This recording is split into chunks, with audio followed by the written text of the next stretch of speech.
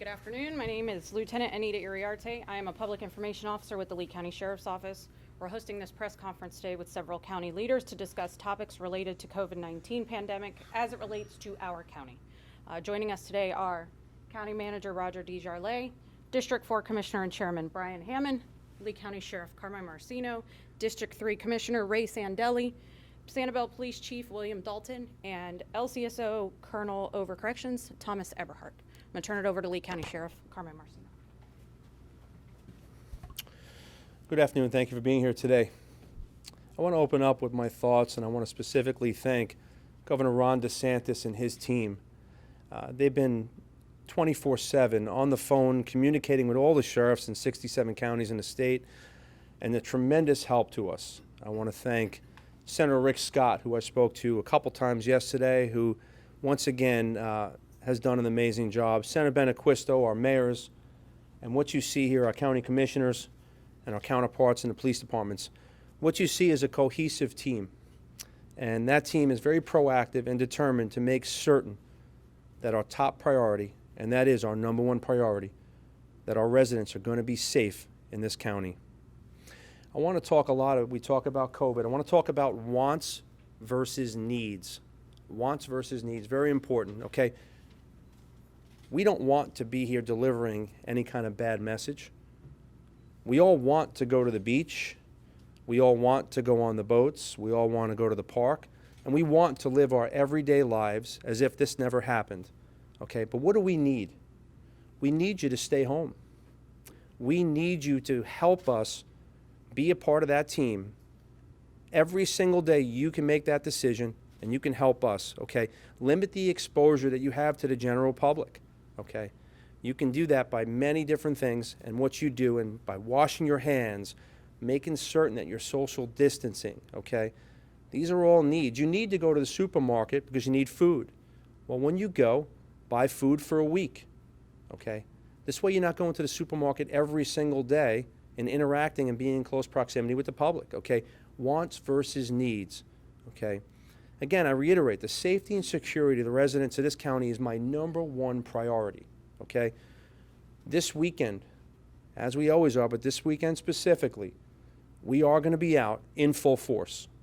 What does that mean? Our school resource officers, many different assets are going to be deployed. We're going to be at the boat ramps and the marinas. Okay, we know that boating is obviously a top topic for most of the people that want to go out and enjoy the boats and this and that and our waterways, okay? We will be in the marinas giving pamphlets and educational flyers out to people saying, look, we realize you can go out on your boat, but make no mistake, we need you to listen to what we need you to do, and that is adhere to the Department of Health guidelines, social distancing, okay? Don't go on the beach. Okay, our Marine unit is going to be out there in full force. Okay, not only that, we will be in the air. So not only will we be on the ground, in the waterways, but we will be in the air with the helicopters. If we identify hot spots within this community, within this county, we are going to address them. Okay, we look at it as this. We want to educate, we want to make people aware, but make no mistake, we also are a law enforcement agency, and we will enforce. Education, awareness, enforcement. Now, we don't want to complicate a very difficult situation, but we can enforce, and as a last resort, we will. Again, this cohesive team I applaud so much because I can tell you, I don't think anybody here has slept. It's been constant communication. We are working so hard to ensure that we do everything possible to make this county the safest and greatest place. But I need the public to help us. In the end, the decisions that are made, the public will dictate how we make those decisions. If they don't adhere to the guidelines and the rules, and they want to do things that are not in what we need them to do, meaning they want to congregate in groups of 10 or more, they want to pay no attention to social distancing, they want to rack up 10, 12 boats and go back to life as normal, okay? In the end, they'll make the decision for us, okay? We want you to go back to your everyday lives, but first, we need you to stay home and stop the spread of this virus.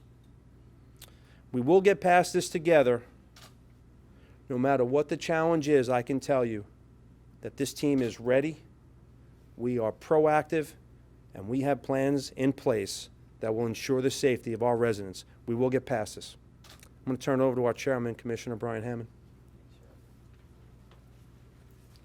Thank you very much, Sheriff. I can't tell you how grateful we are in Lee County for your leadership, Sheriff, for your men and women who support us, by the way, and keep us safe. We're really grateful for your message. Thank you. Folks, it's pretty simple as you're starting to think about what to do and how to live your life right now in this new normal that we're facing.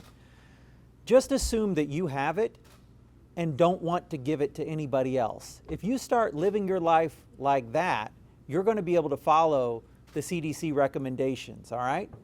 So again, like the sheriff said, start to think about before you ever leave the house, is this a necessary trip? Do I really need to go out and do this? I've talked to folks who said, well, I went down to the home improvement store and bought a can of paint because I wanted to do something while I'm home alone. That's not a good idea right now. Painting your bedroom could hold off for another month. That unnecessarily exposes you to people at that store that you don't need to be exposed to. So really start to think about that. You know, I'm concerned about your health. I'm concerned about your safety. And I'm asking you to stay home. Please stay home unless it's absolutely necessary for you to leave your house. The other thing that I want to address this afternoon is we're not waiting. We are not waiting to make any decisions about how to protect this community. Before we even had the emergency meeting yesterday, put tremendous measures in place to try and limit people's interaction with each other and reduce the contact between people here in Lee County. And I just want to reiterate where we're at on that. Because the people who we're seeing with positive tests today, the testing is taking so long to come back that the people who we're seeing with positive tests today are actually people who were infected before we put in place many of the social distancing measures that we have in place in Lee County. Let me just remind you kind of where we're at, because people are saying to me, why would we wait to do anything? We have done a ton over the last week, and let me just tell you, churches are closed. You can't go to church anymore. Gyms are closed. Beaches are closed. Restaurant dining rooms are closed. You can't even have dinner with your friends right now. For folks who are really trying to get us to lock them in, I want you to have an understanding that you really are locked in. The arenas are closed. The stadiums are closed. The concerts are canceled. The parades are canceled. The events are canceled. Big retailers like the Edison Mall have closed. Miramar Outlets has closed. Coconut Point Mall closed. Many retailers like clothing stores, like Bells, for instance, have closed. Target and Publix and Walmart are all opened with modified hours. Walmart, who used to be open 24 hours a day, is now operating with modified hours. Head Pins and Bowlands are closed. Dave & Buster's is closed. Game Time is closed. Smuggler's Cove Mini Golf is closed. Jungle Golf is one of those that remains open, and so does Castle Mini Golf. But that is an area where some folks believe you could keep 6 feet apart if you're by yourself out on those golf courses. Think about this. The movie theater is closed. You can't even go to a movie right now. Your life has been severely restricted just since last Friday. All of these went into effect just last Friday. We haven't even had one full week yet of seeing what these restrictions have done to try and limit the spread of the virus. Because like I said, the testing is taking so long to come back. The people who are showing up positive today are people who probably were infected before these restrictions went into place. I can give you an update on just how restricted people's movements have been. We're in the Real-Time Crime Center where you can access any traffic camera in the county right now. We also have a traffic operations center that can tell us what people are doing and how they're moving around in Lee County. One intersection that I can pull and tell you about, Colonial and Summerlin. I think anybody who lives in the Cape knows Colonial and Summerlin is a extremely busy intersection. The traffic counts are down 56% at that intersection today, okay? People are not moving around. Our Lee-Tran bus ridership is down 41%. The toll plazas are down 40%. We know that the beaches hotel occupancy is down 80%. We know that county-wide hotels occupancy is down 69%. And we also know this, that at Southwest Florida International Airport, the one we all call RSW, last Saturday, after we made the announcement that the beaches are closed and the spring break party is over, we had a mass exodus. We were the 6th busiest airport in the entire United States for people leaving. This is March, our prime tourist season, and we saw a mass exodus in one of the busiest airports in the nation of people leaving. Your life has been significantly restricted. And even on top of that, even with all those closures in place, I'm still asking you, if you're thinking about having your buddies over this weekend, don't. If you're thinking about hosting that card game in your house, don't. Really just try to limit your interactions to people who you live with in your house. Just for right now, we really need you to get that serious. And so with that, I just want to finish with thanks to the sheriff who will be out there monitoring the boating activity. I do want people to have some opportunities to be able to keep with their own households but still not be shut into their house. And with that, I'll finish with this. Stay safe, stay healthy, and stay home. Thank you.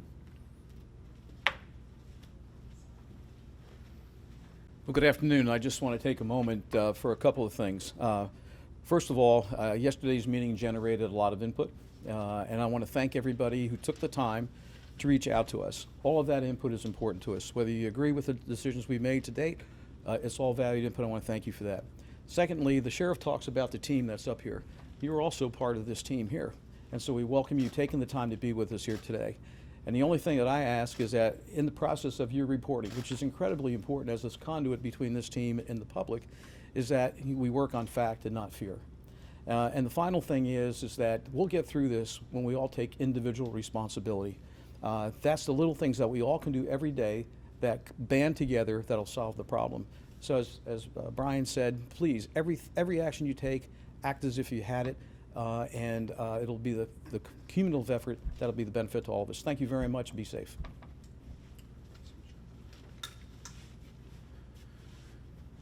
We want, most importantly, people to understand not to panic, but to listen to what we're saying to them. Pay attention, and there is no I in team, but the citizens have done a great job helping us get where we are here today. And with our message today, we ask that they help us get even further and make sure they're safe and listen to what we're telling them. With that, I'll take some questions. So you're talking about you're going to be monitoring the water, but what if you find a boat party of 15, 10 people, and then those 10 people go to their homes, and then those 15, 20 people go to the grocery store? Why not put the stay-at-home restriction in place now instead of, it feels almost like a gamble?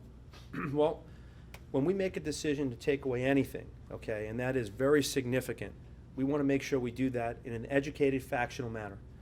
The Commissioner explained we are less than 1 week with all the new restrictions. So we want to make certain with those restrictions, we want to measure to the best of our ability to know exactly where we are. And after this weekend, make certain that we make the right decision and for the right reasons and not rush that.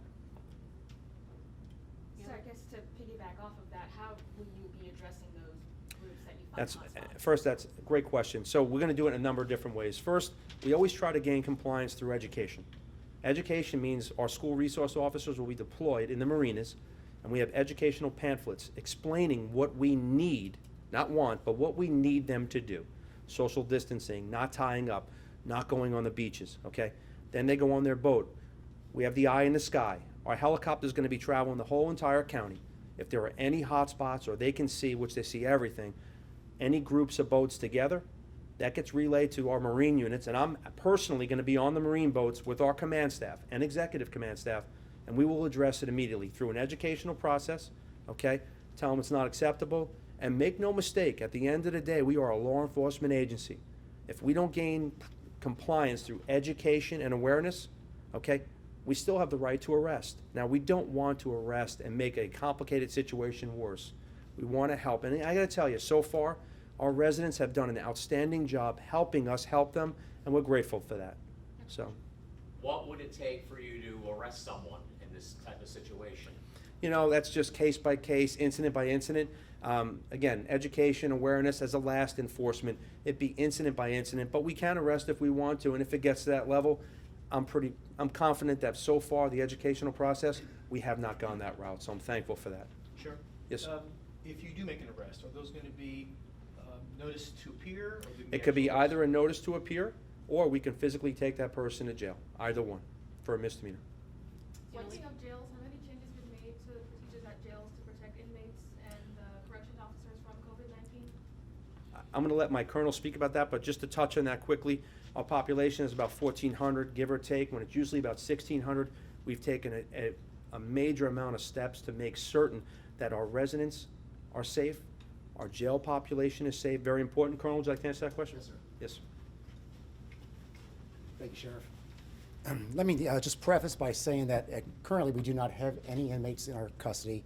We have 3 facilities that have tested positive for COVID-19. We've had numerous inmates, probably 3 or 4 that have come in, claimed that they were with somebody, a roommate, mother that had it. So of course, out of precaution, we will isolate those individuals, we will test them, and I think we've had 3 that have come back negative.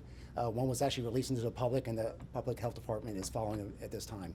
A couple things we have done proactively. We have actually worked with our local law enforcement agencies to limit those that are coming into our facilities and just make sure that they are a threat to the society that they're in, the community. We don't want people that are in here for trespassing, if we can find another alternative to them. And we're trying to NTA anybody we can just to keep our jail population down. And so far it's been pretty good. Our population, as the sheriff said, is down to about 1,400, whereas normally it's about 1,600. We've also, as of 5 o'clock tomorrow, we're going to move our intake process to the Ortez site facility. That's a newer facility, it's larger. We have the ability out there to isolate certain individuals for a 14-day quarantine period. The officers working that area will actually have protective gear, masks, to cover that area until we can clear them for general population. So that's the best we can do. Of course, that at some point that can get filled up, but we have other contingency plans in place. Like I said, each day is something different. Yeah, Colonel, where's the intake now? Downtown? Intake's downtown jail. Correct. Are you planning on releasing inmates with chronic illnesses from the medical wing? We are currently working very hard with the state's attorney and the public defenders. We have a list of individuals that are actually in our infirmary. The individuals I talked about earlier that actually claimed that they may have been in contact, we do isolate them to the infirmary. We have 7 cells that are negative pressure, and we'll put them in those areas until we can clear them. But we also have some individuals in that area that are very susceptible to being can get the COVID if it's exposed. If we get that first case that comes into our jail, these are individuals that are 60 and above. A lot of them have respiratory issues. They have underlying diseases, cancer.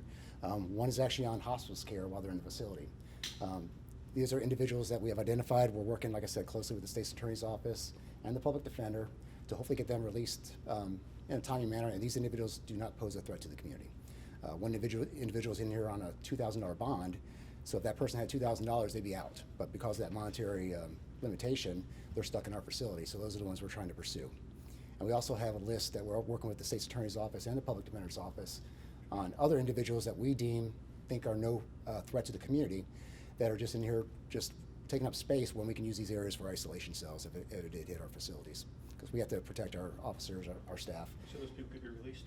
Yeah, a lot of these individuals could be released. But you got to remember, if our facilities are full, most of these individuals are going to be released to the community anyway. So jails are a very densely populated area, so we can clear them out by having this team from the public defender's office and the state's attorney's office work together to open up some different areas so we can keep the inmates separated the best possible. Are there some who are just waiting to go to prison who may be shifted, or is that kind of on hold for now? That was placed on hold by the Department of Corrections. Okay. We had a conference call yesterday with the other sheriffs. Department of Corrections is actually going to open up their facilities, and it's actually a scheduled basis per county. We're going to be every Monday, every 3 weeks, that we can transfer up to 12 individuals. And depending on the county size and their current jail population, that will depend on how many people we can bring up at any given time. So there's a schedule, so we're not holding everybody. We have been holding everybody for the last 2 weeks, but there is a plan in place over the next month and a half, hopefully, to get our population out. Will there be a change to visitation for the jail?